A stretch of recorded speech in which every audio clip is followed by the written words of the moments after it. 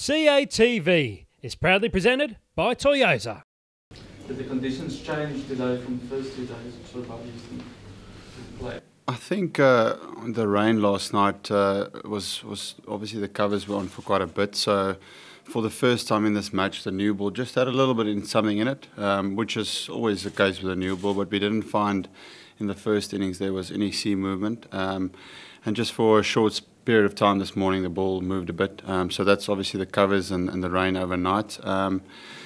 Yeah, and then the conditions are pretty much the same, apart from the ground's probably getting a little bit more drier than it was in the first innings, and the pitch is a little bit more scuffed up. Do you know why Philander didn't take the new ball? Sorry? Do you know why Philander didn't take the new ball? I'm not sure actually. You're going to ask Graham that. I think we, probably because Abbo swings the ball generally, and like I said, the sea movement hasn't been that much. So probably to try and get some swing through the air, and Mornay with he's been batting very quick lately, so probably just to try and get a wicket. Having Dean come in at 3 and Hashim at 4, a bit of a change up to the batting order, do you think that might be a formula that could work in future, not taking into account what we're going to do? Yeah, I think it depends whether we want to play 7 batters. I think that's going to change what conditions we play in. If it's a spinning deck, obviously you've got to look to play a spinner. In these conditions, we looked pretty much at the previous test. We wanted to play 4 seamers and 7 batsmen.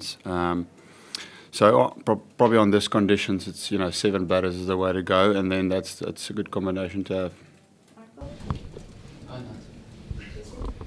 Before the series, from outside at least, there was a big focus on South Africa's chance to, for the first time since recognition, beat Australia in a home series. Do you still see that possibility there? And even if you do manage to get out to the draw, will there be at all any disappointment for not getting that home series win? Yeah, we're a little bit behind the 8 ball at the moment. Australia's played some good cricket in this test match, so they deserve to be in front of us at the moment. In saying that, though, it's always tricky with third innings. You don't know what quite is a good total to set. If you bat for too long, you take time out of the game, and if you bat for a short period of time, they give us a chance of chasing it down. We've been pretty good in fourth innings of late, whether we're getting close or we bat our time. So it's a tricky one for them. For us, it's important now, where we are in this position, to not lose the game. We're a very proud nation, and it's very important for us not to lose this series. So. At the moment, a draw will look good, but you never know. Third innings is like what happened when they were here in 2011, I think, when we bowled them out 46. I don't think the wicket is quite as juicy as that, but we have to bowl really well to give ourselves an opportunity to win the game. Because of what you managed in Adelaide last time, do you think Michael Clarke will be desperate to give his team as many overs as possible, and maybe probably declare a bit earlier than he'd want to? Yeah, I think, probably from his side, he'll think that. He'll probably err more on the aggressive side. We've done it a few times now, this team. We did it against India as well. So we'll still be confident to bat our time. We've done it before, like I said. But we still need to make sure that lead of them isn't too big tomorrow. If they get a lot of time and a lot of runs, then it makes the job at hand a lot tougher.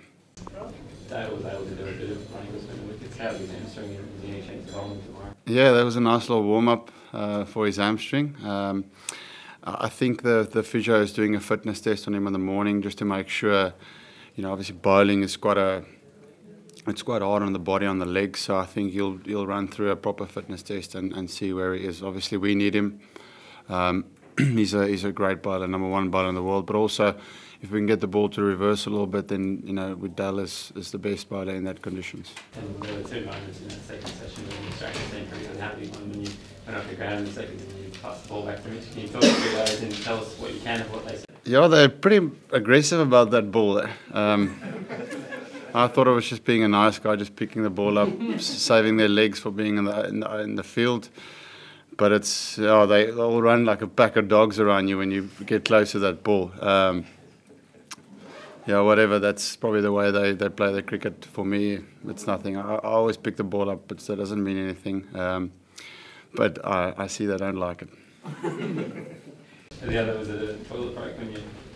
No, I just had to go fix my pad up quickly. There was a slight tear in my pad that I needed to go fix. So I thought instead of waiting for the 12 man to fix it, I ran off quickly. but it wasn't a toilet break. Just did the umpire say to you don't pick up the ball again? Because I saw him come out and chat to you. Yeah. I don't know exactly what the ruling is, but I think he just said that because they were so upset about me picking it up. But I've always done it. It's not, I suppose it's something I'll always do. But I think maybe in the law, I see it as a ball being dead when it stops. It's more when the ball's on the move and you catch it and you throw it. So when it's dead, I'll pick it up and throw it. Australia was given out 30 years ago. 30 years ago.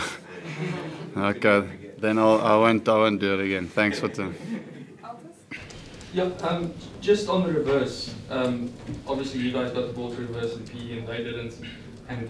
Is that just because of the age of the pitch that they managed to do it in this innings, or isn't it as predictable as that, and sometimes you get it to reverse and sometimes you don't? Yeah, the first innings, I think the pitch wasn't scuffed up enough. I must be honest, I was really surprised to see the ball reverse from their side. I think it was 27 overs when the ball started reversing, especially after rain and a wet outfield, and I was really surprised with that. So let's leave it at that. And hopefully now the pitch is nice and scuffed up, so hopefully we can get the same happening for us, because it's reverse swing bowling is probably it's the trickiest thing to bat against when you come in, because with conventional swing the ball swings a little bit earlier, with reverse swing it swings late, so it is a deadly weapon, and hopefully the ball will reverse for us tomorrow. Did you get a little touch on that first ball? Because there was a little spot. No. Well, I didn't think so. I just felt it going through me, but I didn't nick it, no.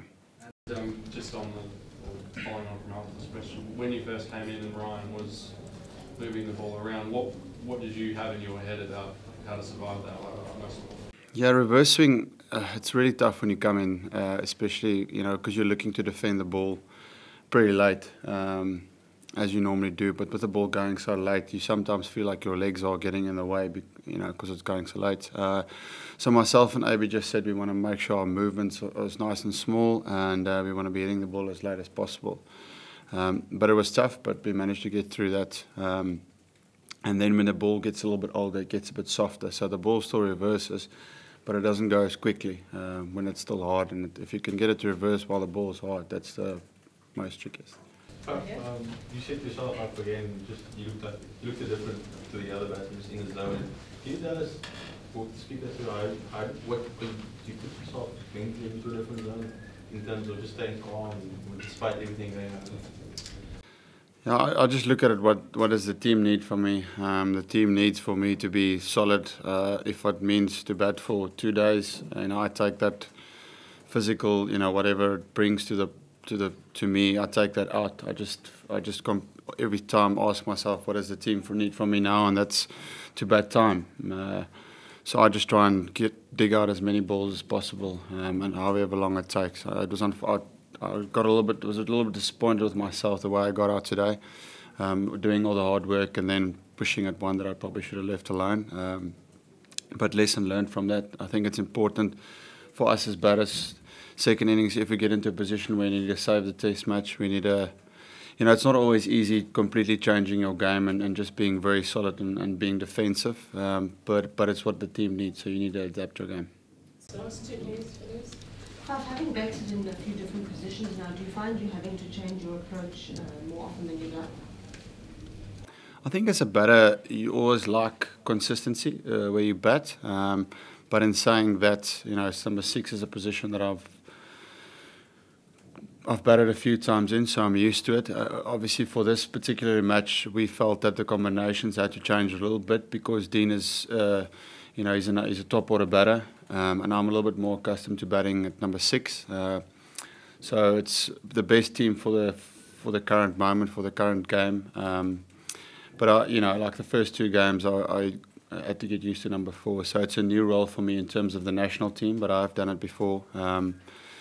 So it's nice going forward if you get 1 or 2, you get a place where you can bat for a long period of time. But I do understand, like I said, for this game, it was the right choice to move me down to 6.